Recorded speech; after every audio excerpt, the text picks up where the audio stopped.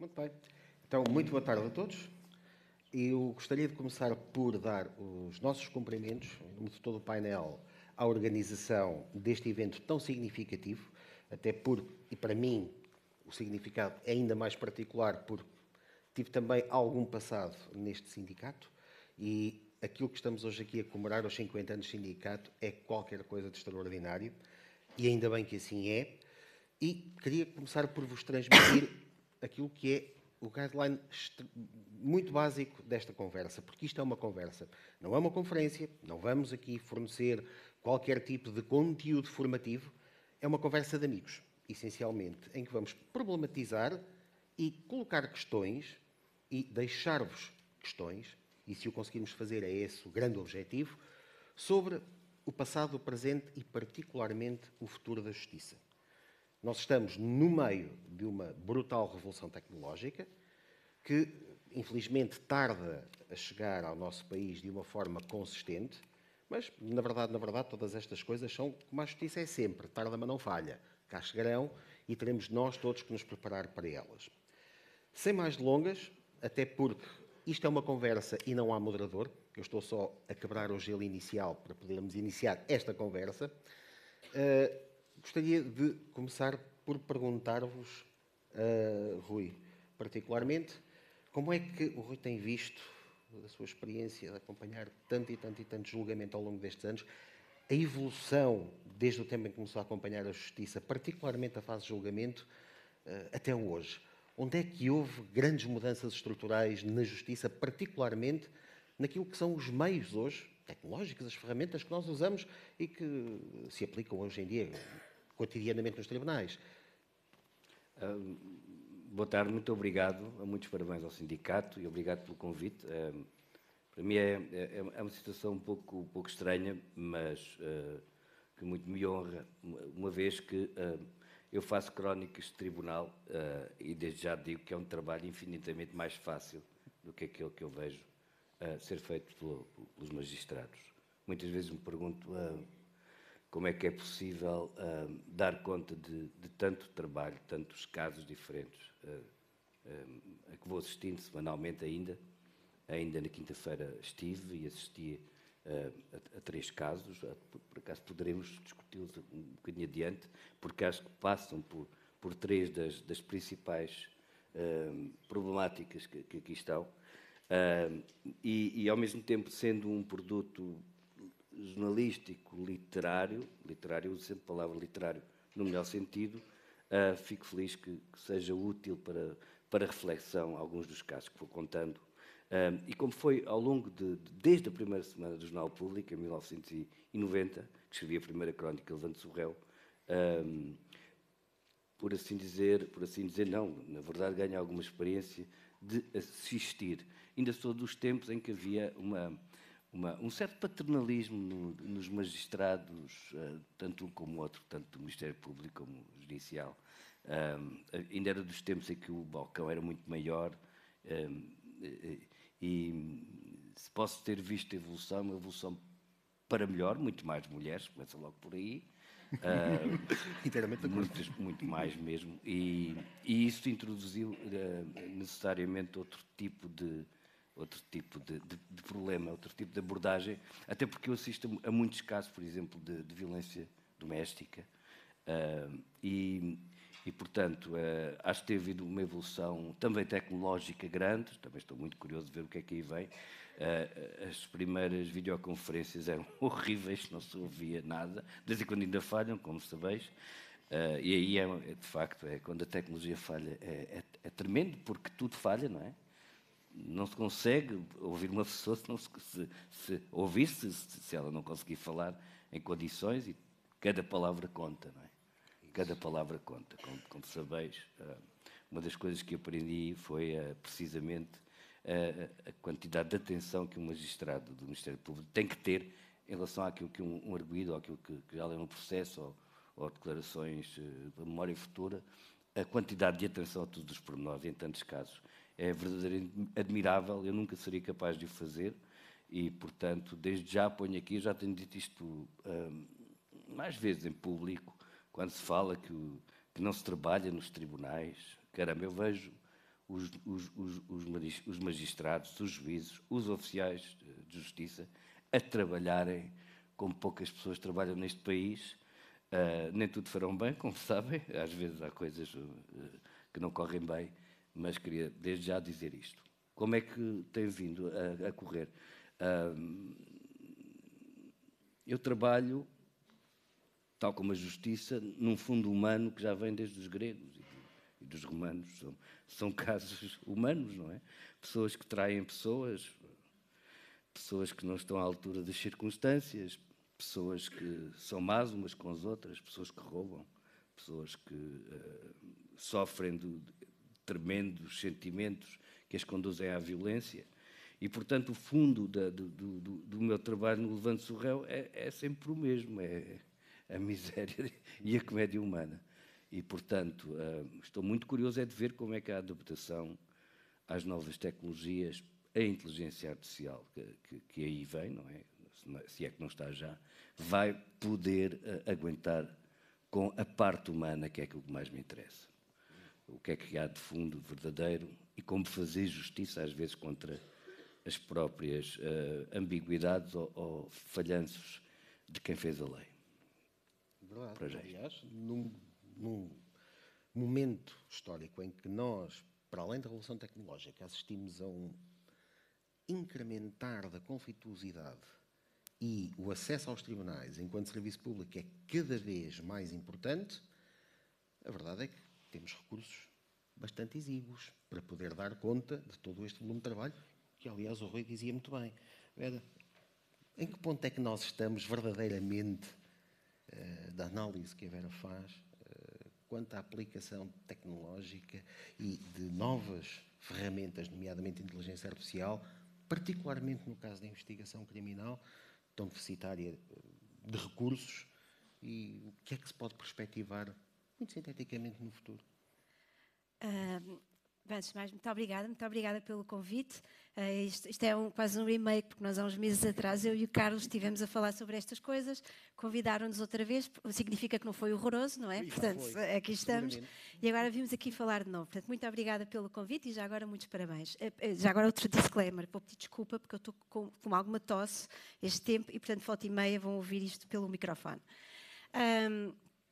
Ora bem, o que é que nós podemos esperar? Eu nunca sei muito bem responder a isso, porque fazer futurologia num ambiente que muda tão rapidamente, que é tão tecnológico, é terrivelmente arriscado. Porque, reparem, para nós no direito, não é que as coisas não mudem, mas as coisas mudam sempre lentamente. Os conceitos mudam lentamente, quer dizer, as leis vão mudando, mas os princípios básicos, as grandes tendências dos tribunais, são coisas que mudam lentamente e, portanto, o tempo da justiça é necessariamente um tempo lento, porque é de ponderação, nós queremos, nem seria boa uma justiça que mudasse constantemente. Quando nós vamos para o plano da tecnologia, estamos no oposto. E para nós juristas nem sempre é fácil adaptar o nosso relógio interno e os nossos timings a este tempo tecnológico, porque aquilo que era verdade ontem já não é verdade amanhã.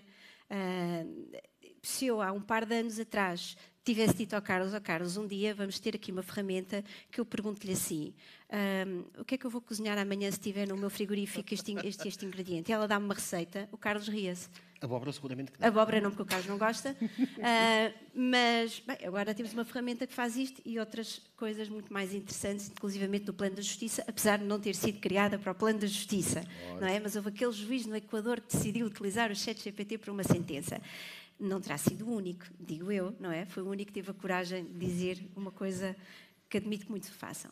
Mas o que é que se pode perspectivar? Reparem, desde logo quero dizer, eu penso nisto num ponto de vista regulatório. Qual é o quadro legal para o desenvolvimento destas ferramentas e para o seu uso? E nós estamos neste momento sempre a correr atrás do prejuízo, porque estamos a tentar legislar sobre uma coisa que muda muito rapidamente, é um alvo móvel, e mais, quando se fala de inteligência artificial, estamos a legislar sobre uma coisa que nós não sabemos muito bem o que é. Nós juristas, obviamente, temos dificuldade em empreender, mas até os engenheiros que trabalham na área têm alguma dificuldade em explicar exatamente o que é a IA e para onde vai. Há muitas ferramentas na investigação criminal que teoricamente são pensáveis. Se elas são fiáveis, isso já é outro problema. Claro que a fiabilidade da ferramenta, e por fiável, eu agora nem estou a falar de violação de direitos fundamentais, estou a falar na sua eficácia. Por exemplo, tecnologia de reconhecimento facial, tecnologia de reconhecimento facial para efeitos de análise de emoções, a IA preditiva, prever que numa determinada zona da cidade há uma maior probabilidade de ocorrer crimes e a uma determinada hora, ou que o indivíduo X é mais propenso a ser autor de um crime ou a ser vítima de um crime. Isto não é uma coisa deitada à sorte, não é deitar os dados e pensar. Isto é feito com análise de dados. É uma coisa que nós chamamos as decisões fundadas em dados. Isto é um nome pomposo para uma coisa que nós fazemos desde sempre. Nós temos informação e, com base na informação, fazemos previsões. Eu olho para o céu, penso, está cinzento, estamos no inverno, vejo muitas nuvens no céu e carregadas, com grande probabilidade vai chover, levo o guarda-chuva. Agora imagine este tipo de previsão feito a outra escala, em decisões, obviamente, muito mais importantes para a nossa vida, nomeadamente para a vida da justiça, e com petabytes de dados terrivelmente complexos, analisados de uma forma que o cérebro humano não consegue fazer, mas a IA consegue. Se isto depois pode ser usado à luz do nosso quadro legal, essa já é outra conversa. Aí está. Mas o ponto aqui essencial é este. Nós partimos de uma visão do passado, ou seja, de uma evolução do tempo, do papel, do tempo, da caneta e do lápis, para a máquina de escrever, que não era mais do que uma extensão da escrita manual, para uma realidade tecnológica que gera documentos. Porque é aquilo que todos nós estivemos habituados a fazer uma vida inteira e ainda está muito enraizado nas práticas administrativas e burocráticas da gestão documental. O estado atual das aplicações da justiça em Portugal e daquilo que é tecnologia aplicada à justiça em Portugal é nada mais, nada menos do que a transposição para um ambiente eletrónico, que eu recuso-me a chamá-lo de digital porque não se baseia em dados, daquilo que são os procedimentos e as formas de encarar a análise de informação que resulta da análise de documentos, não resulta da extração de informação. E o primeiro passo para que possamos um dia ter a veleidade de poder aplicar ferramentas de inteligência artificial em Portugal e aí sim começarmos a pensar nos limites que devemos impor à sua utilização, prende-se exatamente com isto. Temos de uma vez por todas que entrar numa sociedade de informação, o que implica dados, que não temos. O sistema formal de justiça em Portugal não gera dados, gera documentos, gera digitalizações, gera repositórios de informação que apenas são passíveis de extração de dados por ferramentas complexas, sem um critério uniformizador que permita o seu tratamento em massa, que é aquilo que nos permite construir as nossas caixinhas de areia para fazer os Mas, testes. Carlos, depois tens outro problema. Claro. É que em muitos outros sistemas, vamos esquecer a justiça, mas um que eu conheço Claro. bem, que é o da saúde, Oh. dados. Nós vivemos numa sociedade digital que é caracterizada pela datificação. Portanto, o que nós mais temos neste mundo é dados. Na vossa vida corrente, desde o momento em que acordam até ao que se deitam, e se tiverem, por exemplo, um daqueles smartwatches que mede os vossos dados biométricos para análise de sono, também enquanto dormem, todos estamos a gerar dados. A nossa pegada digital é imensa, imensa. Agora, a questão é, portanto, não é tanto às vezes a falta de dados, porque eles existem, pronto, com ferramentas, tirar. A questão é que não os podemos utilizar. Não estou a dizer que isto seja necessariamente uma coisa errada, mas nós temos leis de proteção de dados, que em boa medida vêm da União Europeia, que colocam entraves imensos ao uso de dados. E sem o uso de dados, dados fiáveis, multifacetados, que reflitam as várias dimensões da realidade, eu não tenho boas ferramentas de IA. Reduzidos ao seu elemento mínimo, que é aquilo que nos permite a nós correr os modelos algorítmicos de inteligência artificial. Sem isso, nada feito. Mas para isso precisas de um petabyte, uma quantidade imensa de Totalidade dados. imensa. Ora, aí Precisas está. de os poder utilizar. Ora, aí está. E não os temos. Essa é a realidade. Esta questão entronca em algo que para mim parece muito importante e que é a forma como nós analisamos a informação para construir uma decisão, seja ela uma decisão do Ministério Público, uma decisão judicial, qualquer tipo de decisão na área da justiça é sempre, até hoje, baseada numa interpretação e numa exteriorização de critérios legais, mas também de critérios emocionais muito próprios do ser humano, pelas pessoas que, efetivamente, na prática, fazem a justiça. Rui, como é que nós podemos analisar, e da experiência que tem, a forma como o lado íntimo, o lado mais arraigado das nossas convicções, no fundo se traduz em vieses no momento em que nós temos que proferir uma decisão. Isso é muito visível naquilo que tem sido a sua experiência.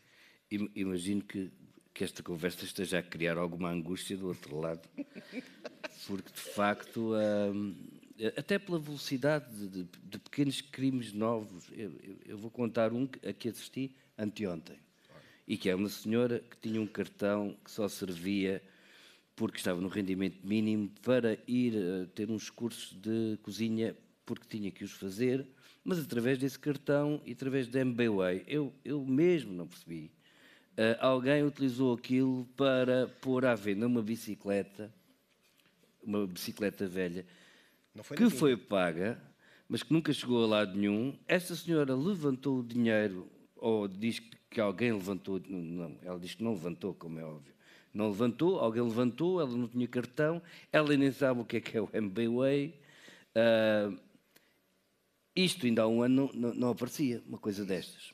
E então, eu senti que a senhora podia ter sido envolvida por um familiar, porque ela tinha sete filhos, não é?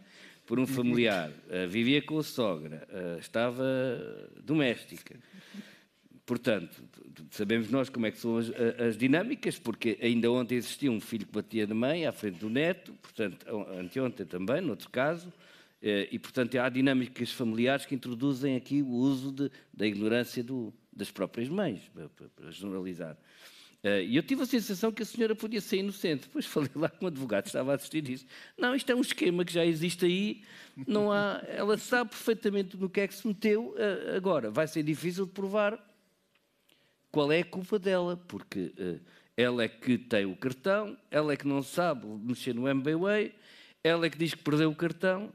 Não sei, estou aqui a lançar um desafio que imagino que este seja mais ou menos de fácil resolução, mas quando chegamos à criminalidade mais desenvolvida, imagino que seja necessário, de facto, uma experiência, um acumular de dados que permitam encontrar os novos crimes, que os novos criminosos são, dizia um amigo meu que trabalha na crítica de arte, ele chegou à conclusão que os novos produtos financeiros que deitaram, por exemplo, a grande crise de 2008, de 2009, e as grandes fugas fiscais, tudo isso, são obras de grandes artistas, que são, de facto, as pessoas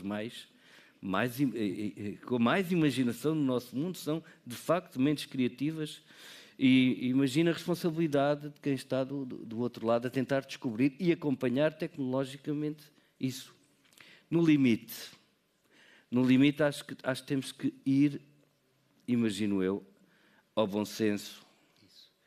Ao bom senso e ao lado humano também, porque será que uma máquina, creio que vamos também discutir isto aqui, será que uma máquina vai descobrir facilmente se uma pessoa está a mentir ou não?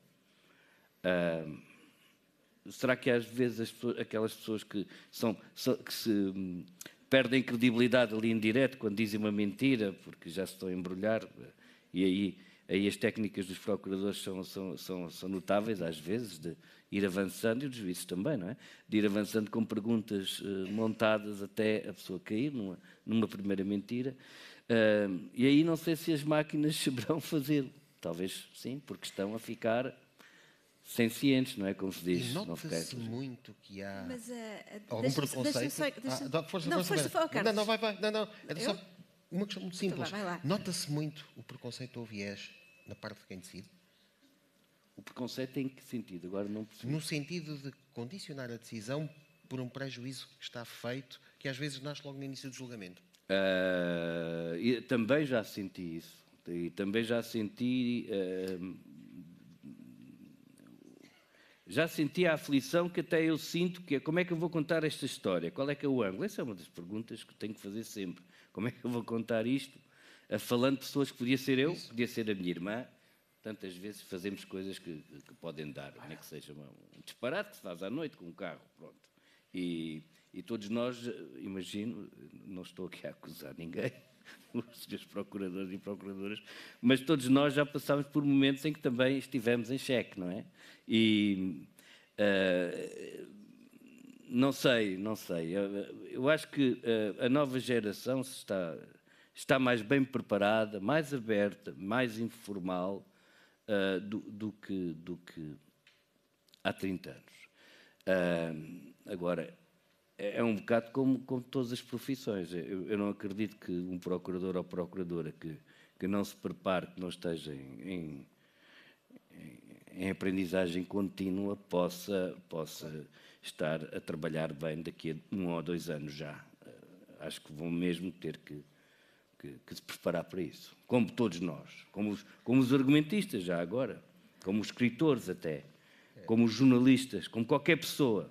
Uma máquina agora faz em segundos uma coisa mais ou menos mastigada, mais ou menos genial, porque vai buscar a todo mundo. Vai buscar esta imensa base de dados que é a internet. A inteligência artificial faz isso em segundos. Verdade. E cada vez mais parecido connosco. Eu ia pegar numa coisa que disse, que é o uso de tentar perceber se uma pessoa está a mentir.